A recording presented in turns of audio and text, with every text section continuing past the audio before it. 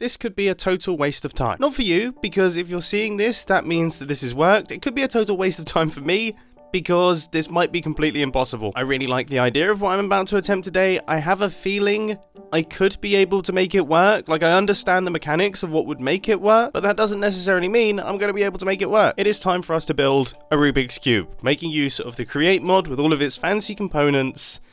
If I'm going to be able to do it, this is the only way I'm going to be able to do it. My brain is hurting already. I'm trying to work out how I would be able to make things stick to one another, but then unstick from one another when I want them to rotate in certain ways. This is going to be challenging. I guess the first thing that I should do is actually get a Rubik's Cube in front of me. I feel like my brain will be able to operate on the plane of Rubik's Cubes once I can actually see a Rubik's Cube. And you know what?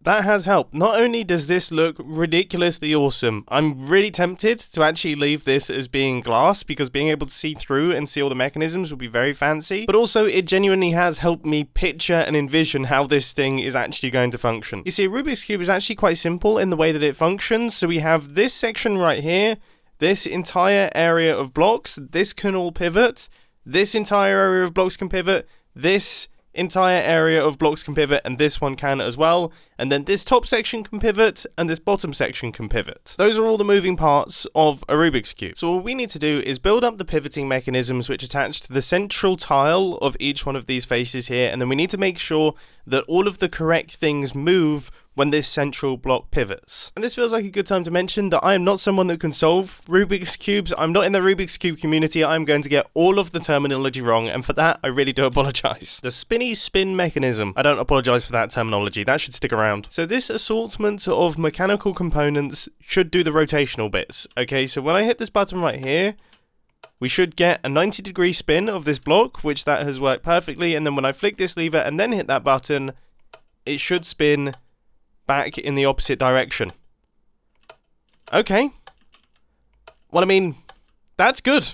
That is very, very good. Now, to make this central block stick to all of the other correct tiles that need to move, I'm going to be using these things, which are known as stickers.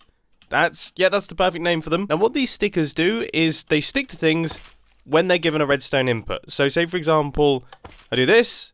That is now sticking to it, it toggles on, and then when I give it another redstone input, it unsticks itself. So let's just quickly make sure that this entire setup for the first face is working. Everything is all stuck together. When I hit this button, that is incredibly satisfying. That is absolutely awesome. But things get a little bit more complicated when you realize that these also need to rotate with it.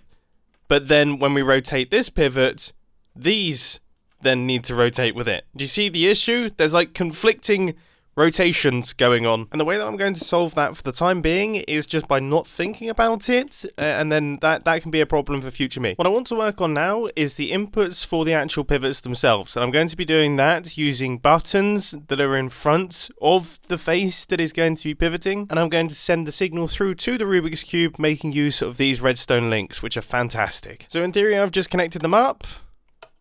Evidently I haven't. I forgot to actually turn this one into a receiver. So now, in theory, I've just connected them up, and this is working. That is exciting. And using the tiniest bit of redstone, I've also added in the clockwise part of the mechanism, so now we have anti-clockwise and clockwise rotations. Next up, of course, I've got to link up all of the other sides as well, which I'm gradually making my way through, and I think we can all agree the internals of this Rubik's Cube are starting to look rather cool indeed. But now I've arrived at the future me problem. But in the process of doing all of those internal mechanisms, I actually came up with a really simple way that this could potentially happen. I've just put the redstone links next to the little stickers, and I've linked up the timing on the outside of the cube, so nothing has to go on the inside. This could work. I am cautiously optimistic here, but I have made backups just in case. So what we should get is a stick, a spin, and then an unstick. Are we ready? Well, that could have gone better. Yeah, that definitely could have gone better. I forgot to make them receivers again. I am useless. I am absolutely useless. So a stick, spin, unstick. Well, that worked amazingly. But what? That actually did it. That actually... Okay. Well, no, this is happy days. As you can probably tell, I'm a little bit lost for words here. You know, I don't really know what to say. Does it work on the anti-clockwise? Watch it completely mess up on the anti-clockwise. Goodness gracious me.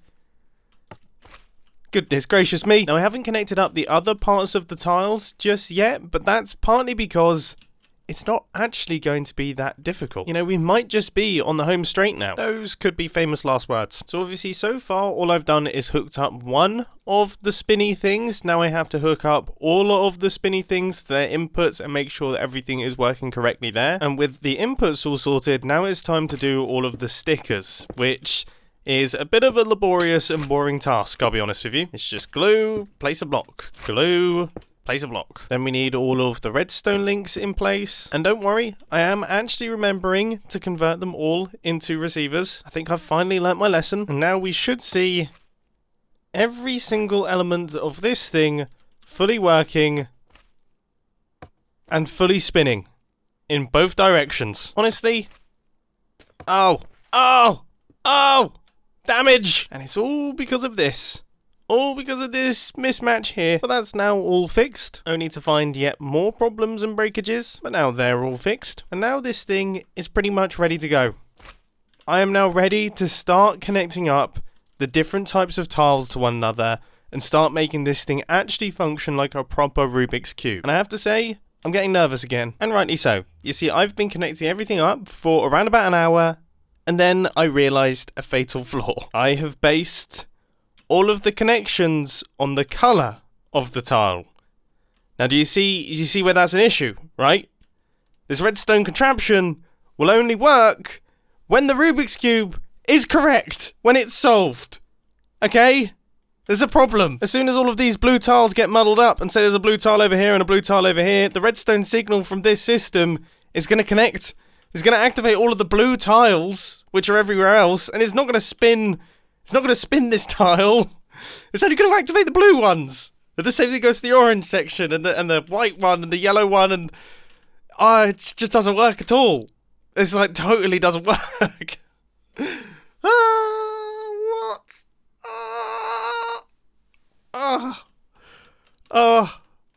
Oh dear. I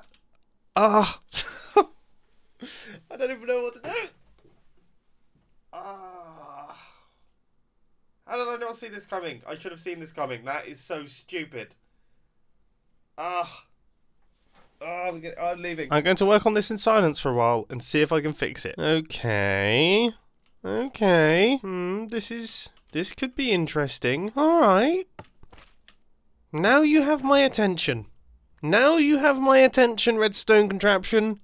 We could be onto a winner here. You know what? I'm going to be confident and say we are onto a winner. I actually think I've managed to do it, and this system is so much more simple than the first one that I came up with. I'm actually a little bit embarrassed that I didn't do this in the first place. There are two things that I've done here. The first problem that I solved is the color mix-up problem, and that is solved by having a grid that stays in the same place. So this does not move around. It is not a moving part. It stays in the same place, and it is designed specifically so that it can always power the stickers. So no matter what colors are on the faces of our Rubik's Cube, all of the correct things are going to get powered. The second problem that I solved is a complexity problem, and I solved this by realizing that stickers are not like sticky pistons. You see, when a sticky piston is running into a block, the sticky piston isn't attached to the block. You can move the block independently of the piston, and for some reason I assumed this was the case with the stickers. So say for example if this sticker was stuck to these white blocks right here, I assumed that if you moved these white blocks the sticker wouldn't move with it, which now that I say it sounds really stupid because it's literally called a sticker. You have to remember, I'm a redstone man at heart, and I think in terms of redstone contraptions, no excuse. So it was me realizing that when I activate this sticker, not only when I move these blocks will move, but if I move these blocks will move. That reduced the complexity by like 100%. And what I've ended up with is really quite a simple and elegant looking contraption. I mean, this looks super cool. I mean, just look at this thing. That's going to be the thumbnail.